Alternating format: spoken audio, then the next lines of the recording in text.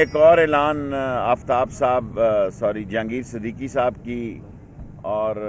خرم صاحب کی موجودگی میں کرنا چاہتا ہوں کہ ہم کراچی ڈویژن میں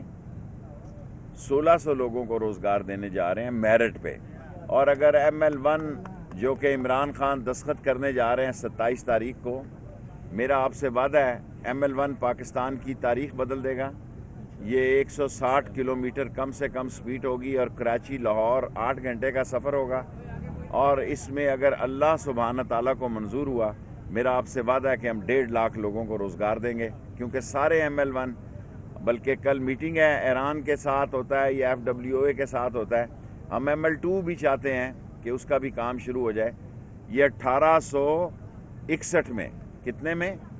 1861 میں کراچی میں لائن پڑی تھی، اور یہ وہیں کا اس وقت کا سیٹ اپ ہے۔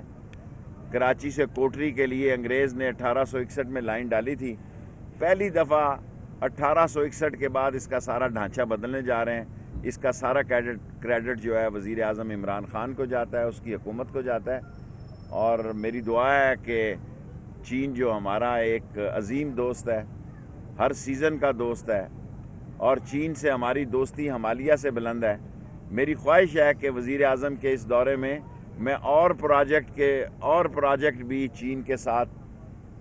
ہم چاہتے ہیں کہ ہمارے کارخانے، ہماری بھٹیاں 70 سالہ پرانی ہیں، ہماری مشینریوں کو زنگ لگا ہوا ہے،